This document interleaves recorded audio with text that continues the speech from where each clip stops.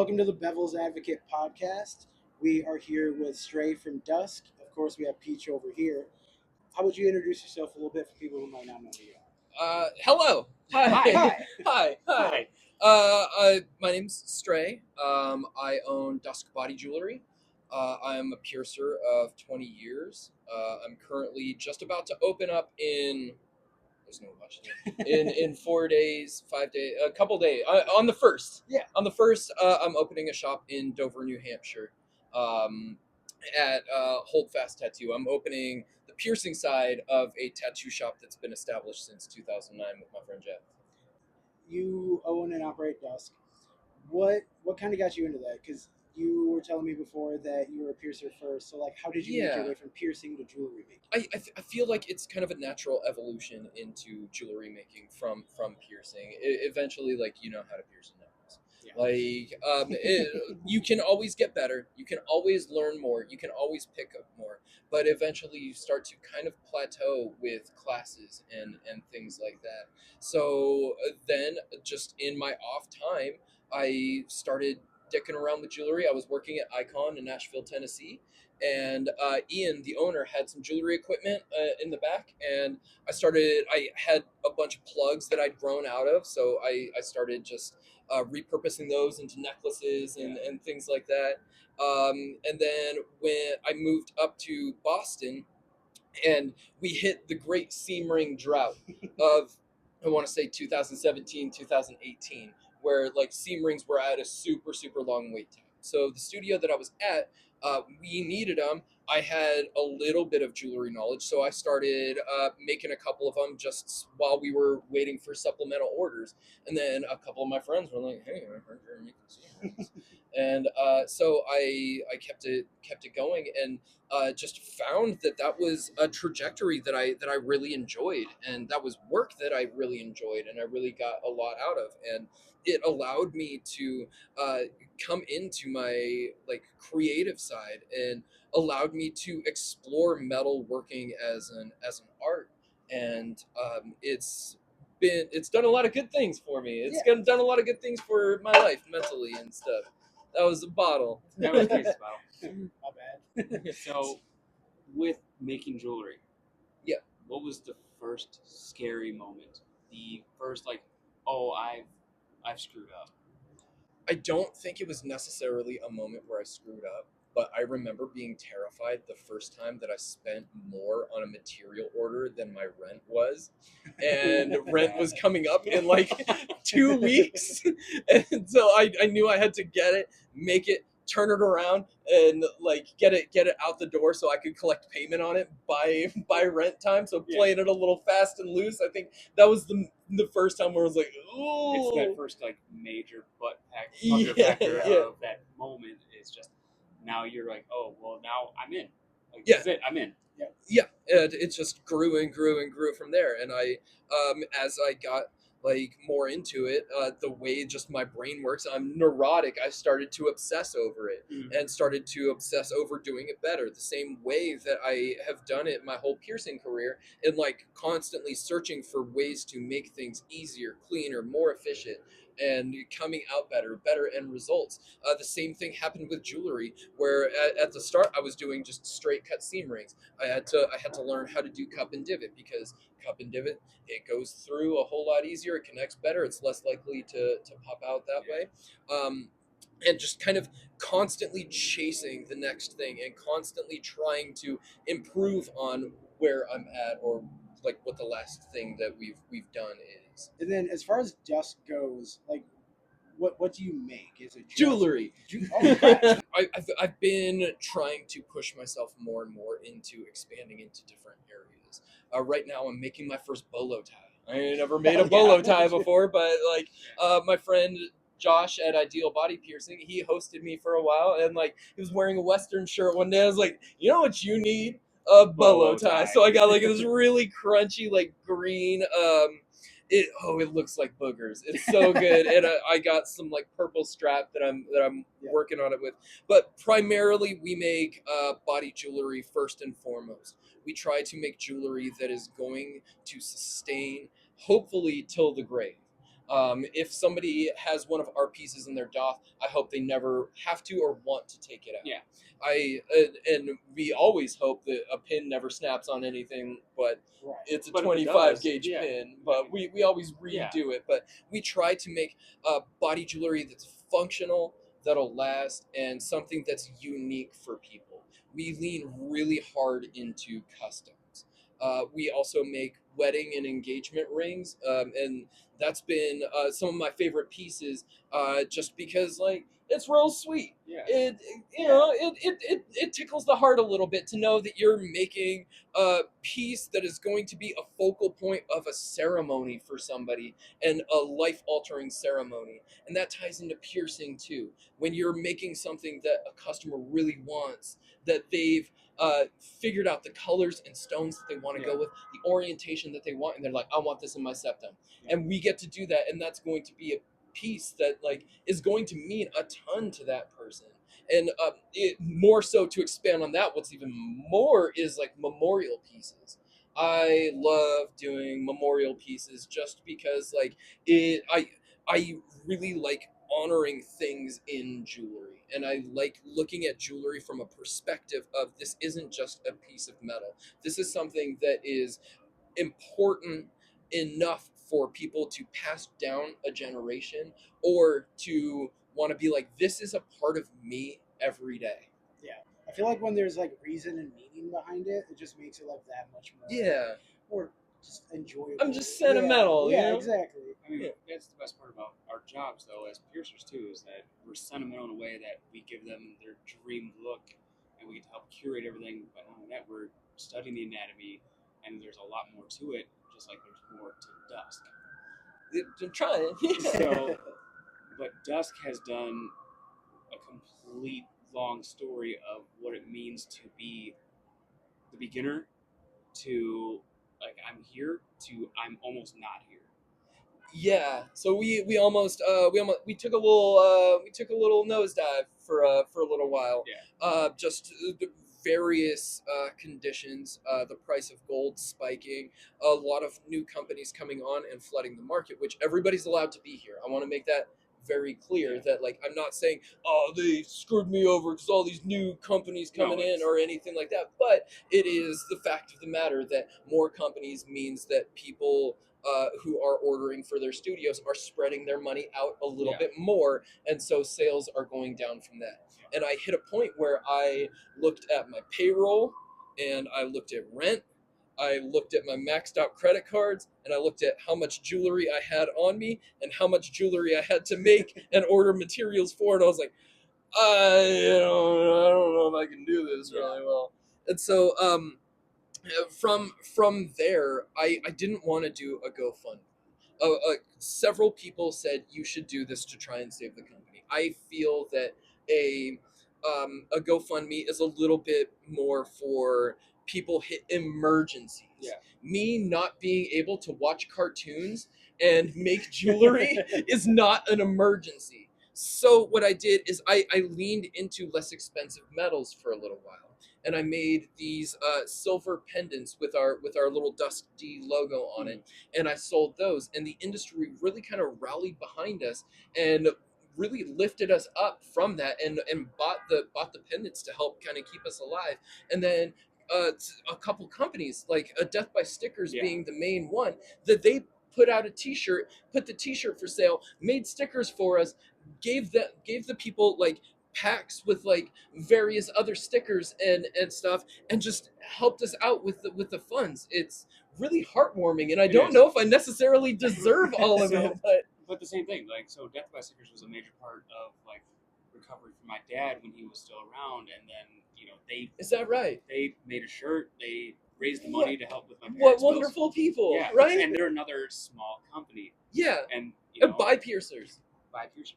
Yeah. Like, And that's one good thing about this community, is like this community will stick together once everybody knows that everybody's working really hard. Yeah. Everybody, like, there's no question about why you should support anybody else in the industry when they fall on hard times. Yeah. And I've seen it happen several times where somebody is having a big problem with life, and piercing doesn't come with a retirement plan. A lot of the We time don't it doesn't retire. come with health insurance. Yeah. It doesn't come, so a lot of the time as you're coming up, it doesn't come with a lot of money. Through your apprenticeship, sometimes no money at all. Yeah. And so when one of us falls on hard times, just like in a mosh pit, like when somebody falls down, you got to pick them back up. Yep. Yeah, and it's just a beautiful community of well-intentioned, big-hearted people.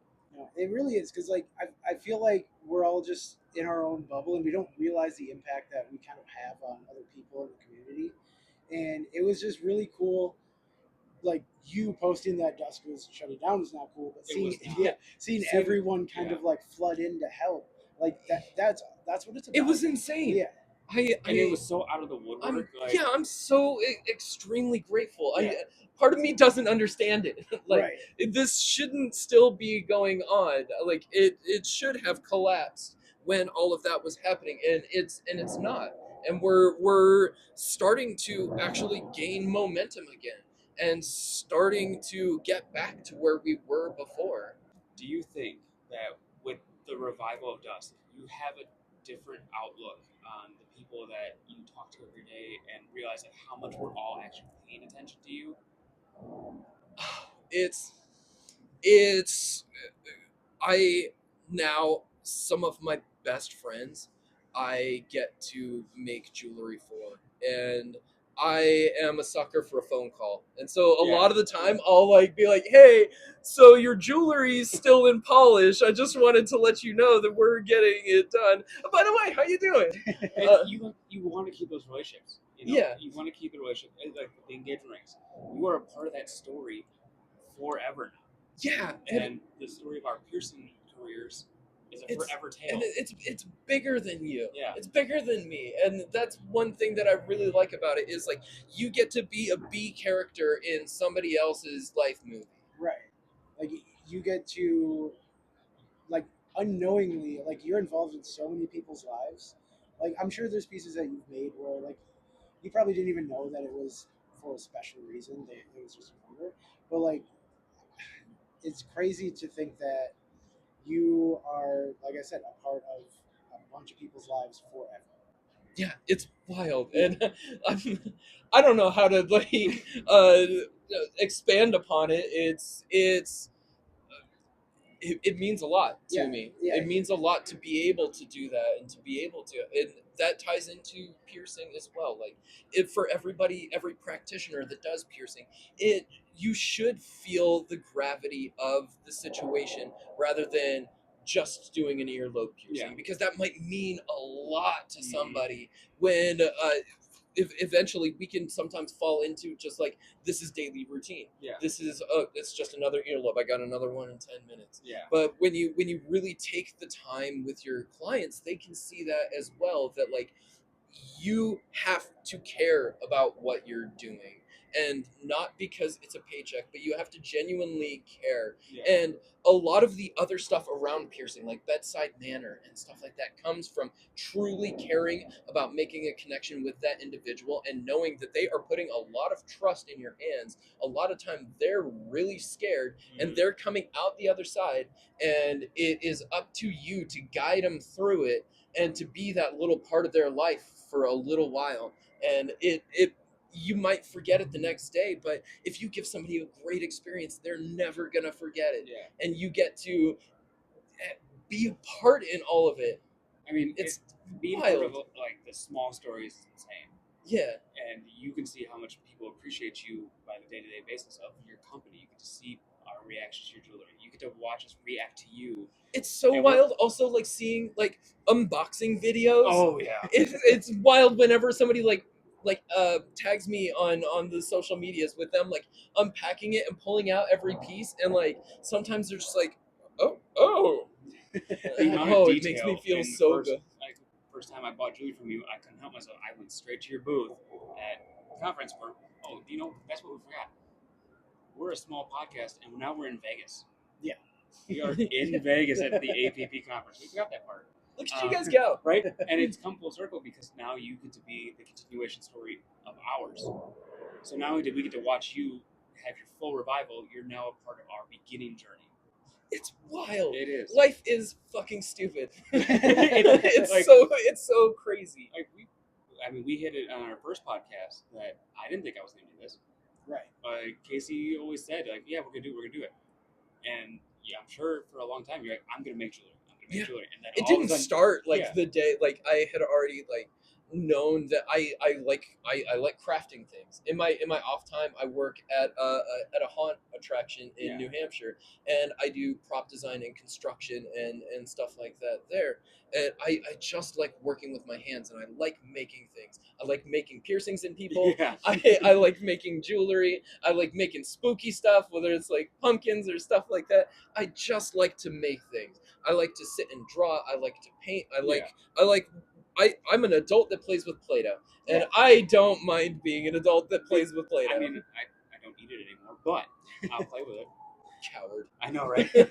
And something that you and I talked about before the podcast when we were just talking at the hotel today is the story about your dad and giving you the life advice of work. Yeah. So And that was just a crazy concept to me, and it made so much sense that like it makes you think for a minute. yeah. So my mom and dad worked at the same company for like 30 years, and a lot of us in the piercing industry are a little bit of black sheep. A lot of us are kind of out there, Yeah. and We're all famous. like it was very apparent that I wasn't going to be able to hold a regular 9 to 5 job. I could not be an accountant. No. So my dad had a conversation with me that I remember from when I was probably 17 years old, and talked to me about like, look, we can find you a job Mhm. if you want to do that and you need stability in your life. Just know that like being an artist is not an easy path. It's a path of poverty and sadness and heartbreak Yeah. and stress, and it's not an easy road. And you have to decide for yourself if you are prepared to take the more difficult road rather than an easier path. Yeah. Not saying that anybody that works a straight job is taking an easy path. Every job is hard, Yeah. but in that there's no security. Mhm. That you're going into free fall and you're falling out of a tree and you got to catch a branch on the way down. Hopefully, and like sometimes it doesn't happen. Yeah. But that's just the journey of an artist in general is it's not gonna be easy. Yeah. It's not it can't be. If it was easy, every single person would do it. There's a reason that not everybody does it because it's extremely hard. Yeah. And I'm not just talking about jewelry. I'm talking about piercing. I'm talking about the arts in general. It is hard to make a living in the arts, and we should all that get to feel extremely grateful that we get to. Oh yeah, I feel like anyone who goes into a career like within the arts of any fashion, you can tell they're not doing it for the money. Like No. You can't. yeah, people don't get You can rich. see straight Yeah. through it. It's like they do it because that's what they love and that's what they want to do, and they're just going to work as hard as they can to get to where Yeah. they need It's going to happen, or like we're gonna ride it till the wheels fall off. to. Yeah, pretty much. Like it is Yeah. going to happen. And talking about like you can tell the people who care. You also the people who don't. Yes. The ones who are like, I'm gonna sling this as fast as possible. I'm not gonna care how it looks. I just want it out. It's just gold sales, baby. Yeah. Like, yeah, and yeah, that quarter-inch belongs in doth, fresh doth. Yeah, Yeah. you good? You good? Dude, you want a surface bar with a straight bar? I got you. Yeah, but like I think that to some degree to do this at all, you have to care to get to the level of knowledge. I don't think there's anybody in this that does not care. I feel like there are some people that do start to get lost in the sauce Yeah. and kind of like miss the forest for the trees a little bit. And the end result is that person that is in your care getting something that is momentous for them, because like I can't feel it when I pierce somebody, but they can, They can and feel they it. got to go through it. And a lot of the time, like you have to have care to properly be a piercer, Mhm. because you will get in nervous people all the time, and you have to be able to walk those people through, tell them that they can do it, make sure that they know that they can do it, and it's not you doing it to them. They're in control. Yeah. You're just, it's their world. You're just here to pierce them in I'm it. the guardrail during the bowling alley. Yeah. I'm just here to help guide you down. Right. That's it. And eventually, it's healed. You got that strike. You got it. Yeah. Like bowling. So we as piercers, we try to use the best materials for our clients. We try to do gold, and that's what Dusk is known for. Is it's gold. But why the gold? What brought you into the materials that you use, and what else do you use to make your pendants, your rings, everything that you do? Yeah. So gold, the ability to cast, and casting has been around forever. That's an ancient art. Mhm. But with titanium and steel and niobium, those materials are a little more rigid. You can't make everything in the world in those. It like there are things that you can make. Yeah. You have to be able to machine them. Like like you can cast in those materials, but like no one in this industry's got No. enough money to do that. But in that, with gold, I get to explore the creative side. Mhm. I get to sculpt. I get to like carve wax, burn that wax out, and cast with that. I get to like do 3D rendering in CAD programs and digital sculpting, and then like from that, like make a drawing and then sculpt out from the reference of that drawing, and then cast at like with that piece. So with those three, you can't really do that. So the materials that I lean into really hard are always going to be gold. You 14 and 18 karat, yellow, white, and palladium alloyed white gold. The reason behind the palladium alloying is because traditional jewelers white gold does contain nickel in it, and we want to use the best materials. Even though palladium is in the platinum family, one of the reasons that palladium is so expensive right now is palladium's in catalytic converters, and people been stealing them like hotcakes. And so palladium price went up on the market because of that surge in auto manufacturing, because they were buying up more as replacements as well as the normal amount that they buy for the auto industry, and that has a direct effect onto the piercing industry. The whole world's connected. We're all mycelium, man. Most people have no idea that a hiccup over here just caused me to have the most outrageous panic attack because it went from 0 to 100 because of one little thing. Yeah, it's kind of a butterfly effect situation. So along with the golds, after Dusk kind of took a knee for a little bit, and regrouped, I started. I was able to afford brass, bronze, and silver to cast with. When you cast something out, you not only have it, like it doesn't come out as just the end. You have to connect that to what we call a tree, which is a big base that the gold goes into, and all of the ends come out as little branches, or we call them sprues, right? So in a gold cast, the most expensive part of that and the most materials that you use aren't on the ends, it's on the tree itself. So to cast gold, you have to have almost triple the gold for the pieces that you're casting to run one cast, and we run it all together. With silver, brass, and bronze, I can get a lot more of it for a lot less, and it will cast relatively the same. It's not biocompatible, it can't be used as body jewelry, but I we can use it for rings, we can use it for pendants, we can use it for hangers, and then put like better material like hooks on things so people can wear them like that. We can make cuffs.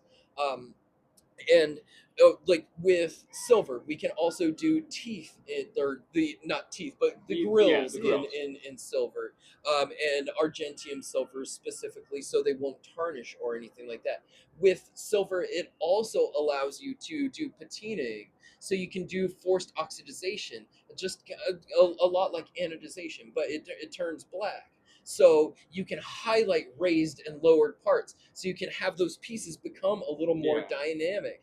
And I hadn't really thought about that before I started experimenting with those materials, and the ability to do things bigger, I find that a lot of the time I'm doing things in reverse. I'm starting at body jewelry Yeah. with no knowledge on how to make jewelry, and I'm stepping into like regular fine jewelry, where that's most people's starting point, and then they work it into jewelry. With the shop that I'm starting up fairly soon, I'm doing the same way. Most people start with titanium and start to work up their Yeah. way to gold. I own a gold company. Yeah. I'm starting with a whole lot of gold, and I've literally got one tray of titanium, and then we're gonna start to work up to Yeah. building up our titanium stock. So like, I feel like I just do everything opposite. If it works, it works. But the nice thing that you said, and something that I'm going to remark on, is you said fine jewelry. Yeah. You didn't say jewelry. You said fine jewelry. Why do you call it fine jewelry? What is it that makes it fine jewelry? The fact that it is not mass produced. Mhm. We every single piece we touch it by hand. Whether we're casting is a replicable. That I don't know if that's a word, but you can repeat pieces in CAD and casting, but you have to clip those off of the tree.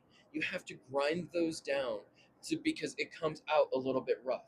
You have to set the stones in them. Yeah. You have to hand polish them, and then we have to have a person quality control it, where it's not batch produced, and it's not just run of the mill. Let's churn it out as fast as we can. Fine jewelry to me doesn't just mean the materials; it means the care that actually goes into it. I could see like spending 30 hours on a piece of silver, right? A silver piece of jewelry, or let's take it down, a bronze piece of jewelry, which is the cheapest metal that I work with, and you could spend 10 minutes on a piece of gold jewelry that you're popping a pin on. They're both fine jewelry, but in that I wouldn't say that just because it's with a lesser material that it's not still fine jewelry, because so much craftsmanship and work goes into the piece. Now, I still don't recommend any of those pieces get worn in body piercings. I Yeah. don't make them available for body piercings, and that's why a lot of that stuff I do a lot bigger, so you can't wear it on a body piercing if you want to. It won't There fit you on go. your ear. It won't fit. Yeah. So, and that's one thing that a lot of people don't realize. It's actually a common thing I hear from somebody I know, is that jewelry should not take less than 3 to 4 days to make and have shipped and ready to go. I disagree. I also disagree. I strongly disagree. You show so much care. It's not a piece of jewelry that's ending up in a store in a piece of plastic that you're like, all right, it's good enough. Yeah, it like I feel like that's it just comes with it. Like you have again going back to, you have to care Yeah. about what you're doing, and you can't just look at it as a means to a dollar. Like it's sure it is. You have to make money at this to survive. But I'm not driving around in a Lexus, and I like a solid business person or somebody that knows about business isn't going to look at the same things the same way as a craftsman or an artist. And a lot of the time, going back to, that's the Yeah. harder road. You're not going to make as much money. Your customers are going to have to wait longer. They're going to have to pay more. But what they get is the attention to detail that we put into it, and the amount we're like, oh, something broke, that sucks bad. Yeah. I'm gonna send that to us. I'm gonna pay for your shipping. That's going at the top of our priority list. It's not going to the back of our jewelry queue. We will have that back and turn around to you within the week. And that's that kind it, like I don't see that kind of care from a lot of companies that are just trying to make it in 2 to 3 days. Like I can make a piece in a day for sure. Yeah. I can whip out a couple seam rings and make a piece in a day. But saying that no jewelry should take more than a day, that's absurd. And it's like people expect all this jewelry to be mass produced right now. Like they probably have 300-400 pieces ready to go. But with Dusk, and that was the cool thing about watching the revival, is that your care never changed. No. Nothing changed. I am unwilling to compromise. Yeah. I will I will go homeless before I will let this company fail, but I would let the company fail before I relented on my attention to detail Mhm. or the quality or the care that we want to show in every piece. I will not let that happen. And anytime that, because mistakes do happen. Yeah. Some like with anything, y'all done some crooked piercings. Oh, I've done them. Yeah. I bet you. Oh yeah. I bet you Yeah. anything. Right? But mistakes happen, but it's not about mistakes happening. It's how you correct it. Yes. And that's why one of our main things is repairs. And so that has started with us. Like, people have been sending us other companies' jewelry to repair because they see how we repair our own Yeah. pieces. And we're like, okay, I realized that this was probably in somebody's body. It is really important to them. It was an expensive piece. It takes precedent over something that we can make tomorrow. When like we start the day, the first thing that we do is handle all of the repairs that come in the mail, and that is priority one. Once we finish that, we get into our jewelry making tasks for the And day. the care that you show for your jewelry and the repairs and how it's finished is the same care that we have. It's like for a piercer to kind of understand, we will say no because something's not right. Yes, And I will. Like I have, whenever I do a septum piercing, I always introduce it as like, all right, you're about to get my septum top. Yeah. Septums are by and large one of the easiest piercings to get, one of the hardest piercings to do because you have Yeah. so many angles. And I go into all of that, and then I tell them I have a steadfast rule.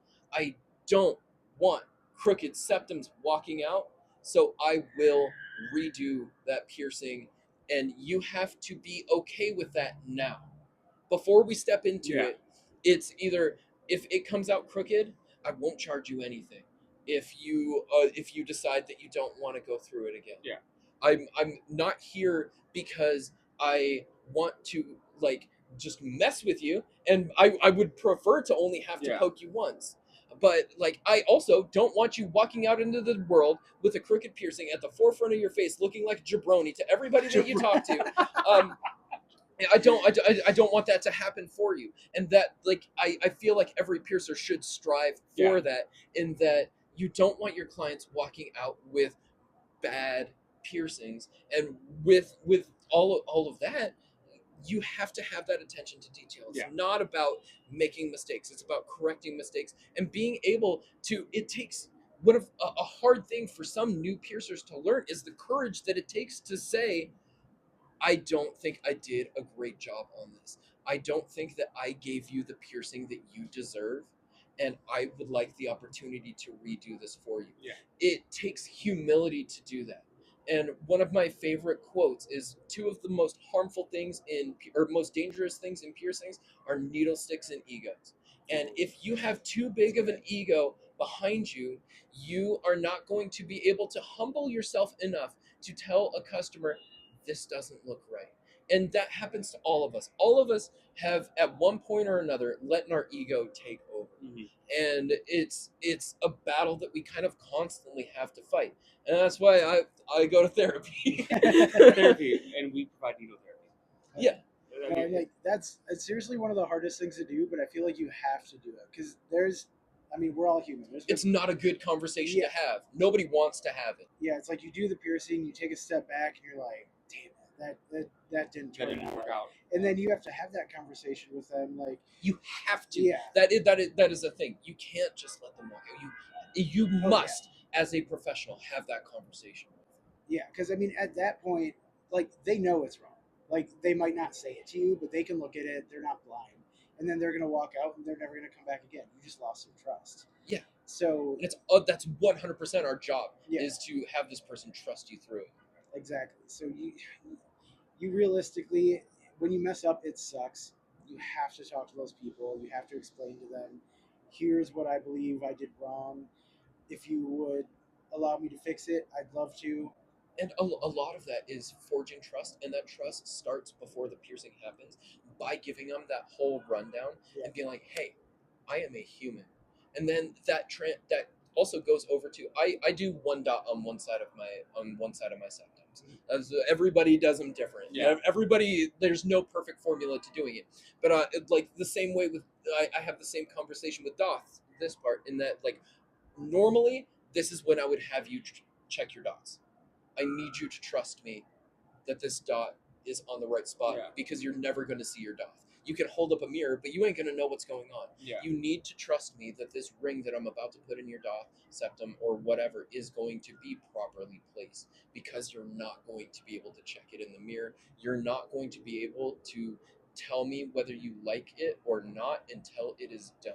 And forging trust starts there on some of the more difficult piercings, in that like I need you to trust that like I have your best outcome at heart. Yeah. And that is, I truly care about you having the best result. And that might result in me telling you some news that you don't want to hear. But that's something that if you're a good friend, you tell your friends anyway.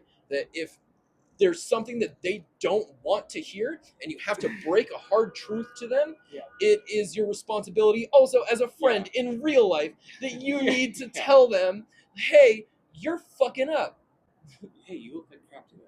Yeah. It's that easy. Yeah. But also at the same time, Yo, you got a book hanging. Yeah. You gotta And you the gotta worst take part care is, of that like, stuff. even- That's being a friend. even telling your friend that, the friend's gonna go, oh, and then they're gonna have that realization that they've been having this. And same with the client. They're gonna have that realization that Yeah. like they were really looking out for me. They really care. Yeah. And that's what we're supposed to do. Yeah, and that's the thing is like it may not be something they want to hear, like, "Hey, I messed this up," but 9 times out of 10, they're gonna respect you more for it. They're gonna be like, "Okay, he's not just looking." There's at no me like trickery common afoot. sense." Yeah, No. exactly. There's no magic. Like I got nothing on my sleeve. I'm not Right, hurting like I've got nothing to gain from like Yeah. lying to you about anything. So like, Because then when somebody like asks them where they got it done, it looks bad. yeah, Yeah. That looks bad on you, and you don't want a ton of bad Mhm. piercings going on. You don't want that to be the representation of you or your student. yeah, it's Yeah. like your name is on every piercing that walks out your door. So you never want to let something that looks bad get out there because you know that person's friends are going to see it. They're gonna be like, "Okay, I'm not going there." Yeah. And like back to the ceremonial part of piercing, and that it means a lot to people. Like imagine if you had been wanting to get this piercing for a long, long time. Like say your bridge, that's a big one, and it's just because I'm looking at you and you have Yeah. your bridge pierced, and that's at the forefront of your face. Everybody will forever notice that you have a bridge piercing. Permanent high fives. Yeah. That's a plus. Everybody's like that's sick. But say that you had built yourself up to it and it was a really important thing for you, and then you got the piercing and it came out crooked and the piercer didn't tell you, and then you noticed later, the betrayal of trust that you would feel is palpable. Like it, I would be mad. So Oh, the yeah. other thing to touch with that, And it's ruining a special moment for them. the other thing that some piercers will do is, oh, it's swollen now. It'll fix itself later. Yeah. Like that is, I feel like that's worse than telling them nothing. Don't Like, give up how I pierce my filtrums. yeah, right. No, it's swelling. It'll go Yeah, down come once on. we shorten the The post post, where yeah. it's sinking in. Like there are piercers like that like there's nothing you can do. Yeah. Like that's different. But like a bridge Yeah, piercing, there are like, tissues that are going to swell up a lot, and that can distort things. But like that doesn't start 10 seconds after the No, piercing. That's right. why, like a lot of the time, like just to keep yourself honest, like hold the mirror up or have them like check it in a mirror as soon as possible before it puffs up. Yeah. Because it like your body doesn't have an instant response. Like it'll puff up over the course Yeah. of 30 seconds, a minute and a half. But like to keep yourself honest, like you can tell if you do a filtrum and it's like that, Yeah. like that it's not swelling. Swelling's got nothing to do with it. Yeah, right, exactly. that's 100% the angle. I mean, we were talking about the honesty of the industry and things like that, and it's cool that we all got to watch and participate in Dusk coming back. Mm. Is there more to it now? Like, do you feel like now you look at it differently because you had that scare?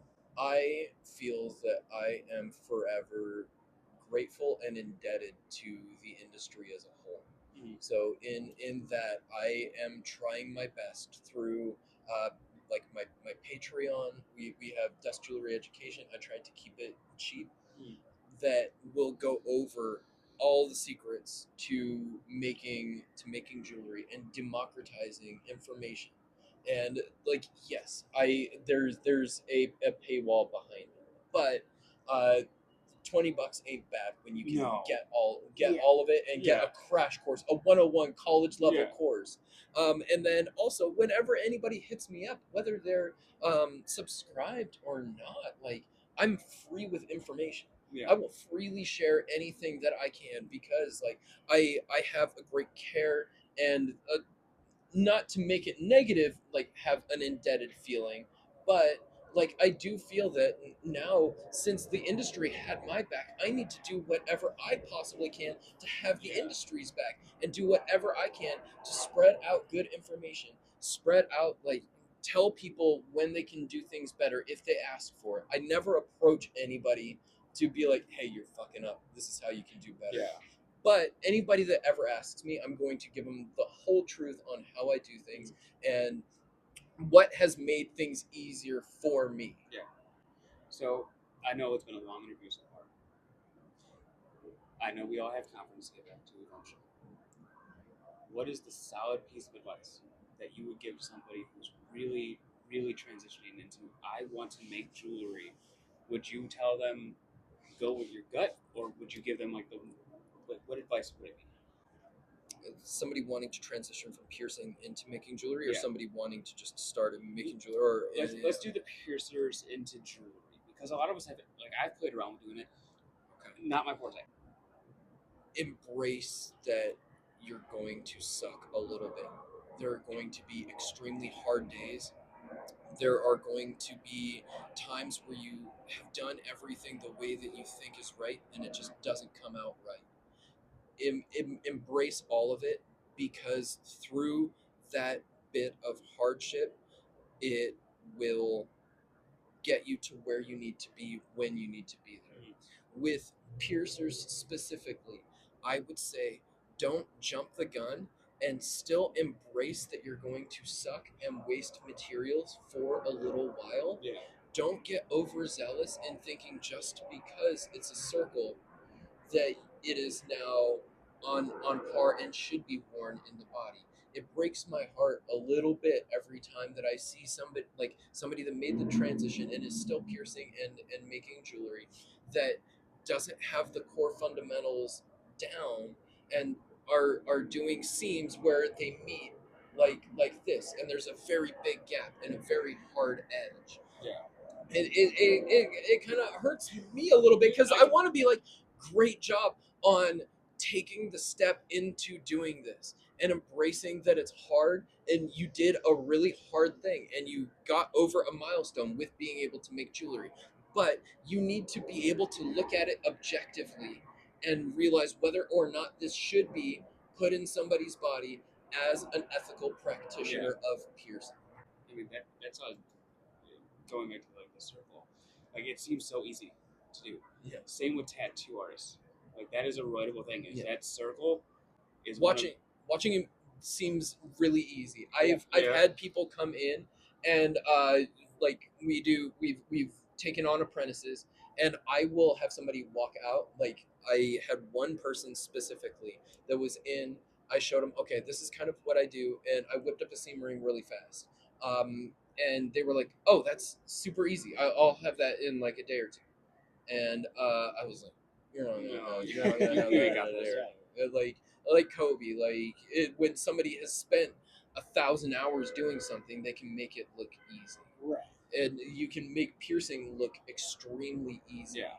Like, oh, you just grab the thing and you throw the thing through it, and it just goes. But there's so much more to it, and that's with everything. That's with skateboarding. I can't kick flip very good, No. but like some of them make it look so easy. Yeah. And that's the thing is I feel like failure is just part of the process with everything. Yeah, so you have to embrace failure, but recognize when something is subpar. Like, don't put things that aren't up to par, up to quality, up to standard in people's piercings, because it just ties into caring about what you do. Yeah. And part of caring about what you do is realizing this didn't come out great, and because I care, I'm going to remake it. And That same was a thing with lot deeper than piercing. I thought. Like because I care, I'm going to redo this Yeah. piercing, and so you have to embrace that. Embrace the suck. Yeah, embrace the suck a bit. Like Yeah. that needs to be the new badge. Embrace the Embrace the suck. I can't take credit for it. Rob Hill told me Rob that. Hill. Yeah, That makes sense. embrace the suck. Because I mean, let's be honest, our first podcast was not great. Yeah, like I mean, it was episode 1. I wasn't expecting. It's like the Phantom Menace. Like, Yeah. we don't know what to expect, but Yeah. y'all are doing it. The Yeah. hardest part is starting. yeah. You're only going to get better as time goes on. You've already, from what I can tell, seem a little more relaxed. Yeah. And so yeah, like you're gonna keep that going, and you're going to keep that energy going. You're gonna keep moving it forward. You're going to expand into it. You're going to hone it like a craft, just like every other craft, just like piercing, jewelry, tattooing, art, drawing, painting, dancing, whatever it is that you do. As long as you just kind of keep doing it, keep your head out of the clouds, keep your feet in the dirt, you'll be able to make something good happen. Why do I think I have to have like some emotion now? Like, I'm supposed to have like waterworks going. Like it's an emotional day for all of us, but it's because it's hot. Yeah, it's dry. It is very It's very dry. dry. Vegas. It's Vegas. I'm not. Yes, look at this beautiful I know, backdrop. right? Not many people get to do this though. This Like, is I one know, of the this is nicest good. places Yeah. I've just been. right? Like I can't afford to be here, but Yeah. I'll record here all day. Yeah, I feel like hell I'm yeah. stinking up the place. Right? We're all covered in tattoos and piercings, but we like pretty things. Oh yeah. It's Vegas though, like Yeah. and unfortunately it comes back to the Roman piercing too. There are things we don't like, there's things that we like. Yeah. And there's nothing we can do about it. Yeah. So It's the world. it is the world. Yeah, and you gotta take the good with the bad, and Yeah. just keep facing forward and try to keep this ship from steering into the rocks. Yeah. Yeah. And that's what we're doing it took us what, an hour to Yeah, get this set up. nobody jumps straight into piercing and is fucking knocking out stuff solid every single time. Right. Oh yeah. You should see the first That's why you couple years. Yeah, that's why my you black- have my that's why you black have a gray mentor. portfolio, Yeah. Like my black gray portfolio, the steel out of focus, awful. Yeah. And I'm like, this is so cool, it looks so great. And then now I go back, like, wow. That's why mentoring Yeah. is good in piercing, and that is why I am now accepting the position of your mentor in podcasting. Oh, I'm You're taking both very welcome. Right? Thank you. And it's cool because you got to be the first. Yeah, Like- I'm so excited to be the first one on this. Oh, yeah, that's like- wild. And to you- me. That y'all wanted to Right? talk to Like me we first. wanted, like that was a conversation with us. It's like, hey, let's do interviews. We need Stray. Yeah. Like we need You're Stray. the first person that That came is up. wild. Yeah. That is wild to me. When you approached all of us in the beginning, there was no, I'm going to shelter things from you. I'm going to hide my secrets. It's, hi, I'm Stray. This is what I do. Would you like some? Like, where did that come from? Like, you are the kid who shares ice cream on the playground. I try to be. Yeah. Then you go play dodgeball and you're totally fine with Yeah. it, buddy. No, you are like zero gatekeeping, because there's a lot of people in the industry who are like, I'm not telling you anything because Yeah. I don't want you to know what I know. I'm steadfast against this. Yeah. Against gatekeeping. Yeah. Which is awesome, because I feel like if we all just kind of share the knowledge that we have with everyone else, that's just more Rising tides. yeah, that's more quality piercings going out, and not like, I'm not telling you what I know because I want you to fail and me succeed. Like, you want everyone to succeed. Yeah. Which is what it should be. I want everybody to come to my table and eat. Yeah, Yeah. exactly. And that's one of the coolest things about having you on and why I'm super excited. We're all experiencing what we do, but we're all completely different. Oh yeah. Like, it's one of the crazy things where people are like, oh, you guys are piercers. Like, well, yes. Like, that's a very wide Yes, but. term, but this is what else I do. And you went to piercer, you own a jewelry company, you got your jewelry company to rise because of your industry, Yeah. and now you get to be a part It's of like, the insane. continuing stories for everybody. Yeah. And you get to live with that. Like, you have to go home and go, dang, Let's not butter my bread too Right. hard. You know we're what I gonna mean? we're gonna butter it now because you're about to go back to real life in a moment. Yeah. But it's amazing that even when I met you, you weren't really dealing with gold. No. You weren't doing much with it, and we would talk about issues we were having with bringing in quality jewelry. And then I got to tell you, like, hey, I had to jump feet first, unfortunately, but please don't do what I did. Yeah. Like, I will help you through it. And now, like, we're all being able to teach a piercer who might, I mean, I've been doing it for almost 16 years. I think I'm when still learning. when we first started talking, I think I was just getting into titanium. Yeah. I was still very much like externally threaded surgical steel, because that's I think I said you titanium. I think that's where I started. yeah, There's no shame in starting No. there. yeah, Like, if it's if you know better, don't. Yeah. exactly yeah, I mean, if you have the means to not, don't. But like a stepping stone, sure, but don't just go there and stay there. because Yeah. you're doing everyone a disservice, dude. Yeah.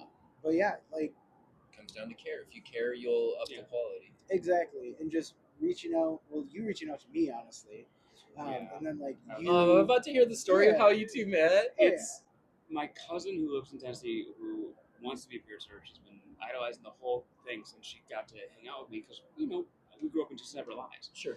So she sent me his TikTok and said, "Watch this guy." And I thought some of his videos were the funniest thing in the world because like I feel that, like that's what I feel. Yeah. And I messaged him like, "Hey, these are great. Keep it going." Now I'm stuck with Casey. Yeah, Like for life. For life. Yeah. Like, Oh, look at you right. too. Yeah. Well, it's funny because anytime there's like conference or like some piercing event, and they see one of us, so I was like, "Where's Peach? Or where's You- Casey?" you got it Like, today. We're always together. Melody asked you, like, Yep. she literally walked up and was like, "Where's Peach?" He's like, "I don't know." She's like, "Okay, bye." I got it like all day yesterday. That's the majority of what I heard at badge pickup was someone would come up to me, "Oh, where's Peach at?" I don't Like, know. I fucking know, dude. He left me. Yeah, and I'm so used to being like, I constantly joke in the beginning is that he's Space Case. I'm the guy who holds the coffee.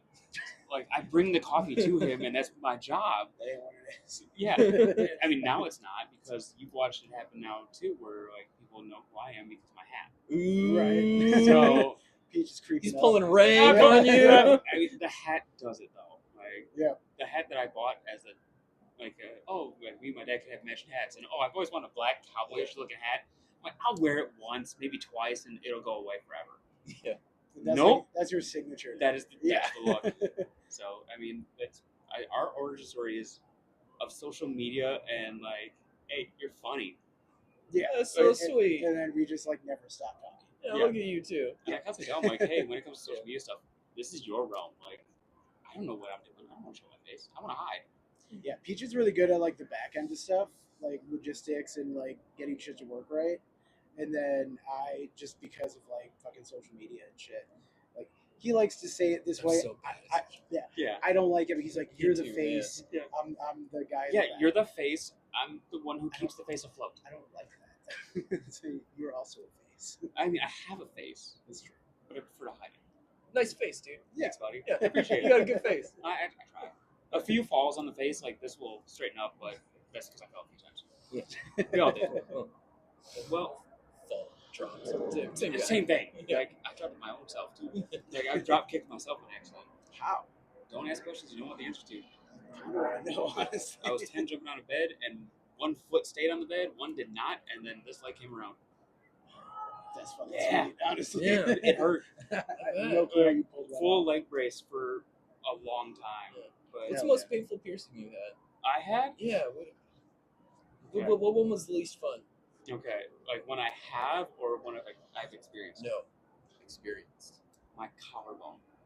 Did you go under? I went under it. Oh, you and dirty I, devil. I thought it was going to be the coolest thing in the Oh world. And no. worst part is, like, my mentor back in the day is like, yeah, you can pierce whatever with whatever. It doesn't matter. I'm like, cool, I'm going to try this. And it was one Did you of do those. Teflon? Yeah. Oh, yeah, you did. You Oh, sure it did. was awful. Nice. And that was one of the worst feeling things I bet. because it's relatable. Like, these ones, like, you can't just send it and be like, oh yeah, this is great. There's so much in there that you There's don't a lot There's in a there. lot in there Yeah. because I was like maybe 80 pounds soaking wet at What a about time. Me? Yeah. So Let's hear it. I would probably have to say my conscience because we did those. We had no business. Fucking doing that. It was so stupid. So That's so close to your doth. Oh yeah. yeah. So I didn't notice this as Yeah. like talking. Then I looked at it. And Yeah. went, "Oh." So I really wanted large gauge conches, and this was like way back in the day. We should not have been doing it. We got like large gauge needles from Amazon, right? Ooh, yes, you did. Yeah. You sure did. Zero experience doing anything large gauge, so like didn't crush the needle, nothing like that, Yeah. and just fucking sent it. I had my wife come On out. both sides. Yeah, this one keeps falling out, so I just said fuck it. It's Yeah. doing its own thing now. You know, I might know a guy who could probably make a really cool piece of jewelry for it. Hell yeah, I'm in. Yeah, Just Easy now. I brought my wife out of piercing retirement because they were piercing and tattooing, and then they just moved to strictly tattooing. And they hadn't pierced in like 5 years. And I'm like, here's a big needle, shove it through me. And so they're sitting there just trying to get it through to the point to where like they got the needle jammed up here and it's still not going. And then finally like just got it through. Love it. That it was. I'd say it took a good 45 seconds to a minute to get the needle to pop through. I mean, And that was probably the worst. I like the gauze on the back. I've had the gauze on the back of the needle when it's a Yeah. situation or two. Oh yeah, it couldn't have been was that bad rough. though. You did it twice. Well, I didn't want to do it again another day. I mean, you might as well get it over I now. was like, it sucked, but let's do the other one because I'm not doing this again. Fair. But yeah. What about you? Yeah, what's your What worst? is I feel like this is gonna be really interesting all of a sudden. this? Yeah. So my worst first. My first piercing was probably my worst piercing. Okay. I was about 14 years old, and I was dating this little girl. We were kind of seeing each other around the block, kind of stuff. And we decided that we were gonna pierce my nipple, and we did it with a safety pin, Oh no. and she did it with like a larger safety pin, and she couldn't get it through, and she sat and just drilled me for like straight a half an hour. And then it finally got through, and it rejected straight through my nipple in like a week, and it fell out in class. It just my safety pin with a little piece of nipple left on it just went tick tick tick tick tick. So instead of like losing the piercing well the first time, you got to experience losing the piercing for the first time. Yes.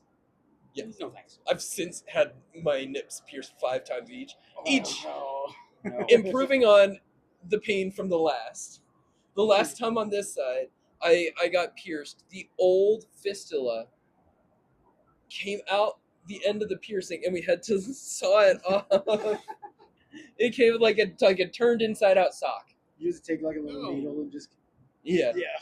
No thanks. Yeah. Right. What would this piercing podcast be without some Right. horror stories horror a little stories. bit? You know You what I got mean? Like we can't be part of the TikTok trend without Yeah. like horror stories. Yeah. Ooh, no thank you. Nipple. I draw the line. Yeah, My dude. nipple alone. I had mine done, Yeah. and I don't want to do it. I don't want to do it.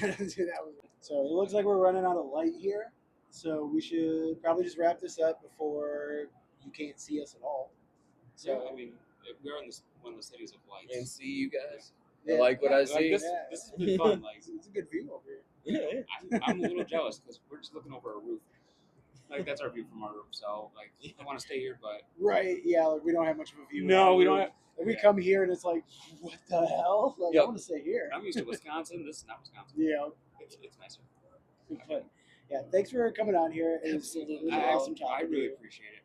And Yeah. it's been a lot of fun, and we all got to teach something to each other today, and we And- all learned. And we were friends before. This isn't Yeah, our first right. time meeting. Like Right, we've like, always been friendly, always been so friends. it's just a great time to just be able to sit Yeah, down. It's a and do catch up, something. and it's a learning experience for Yeah, everybody. we get to just sit at conference and have an hour-long conversation, which when you really, really get to do that at conference.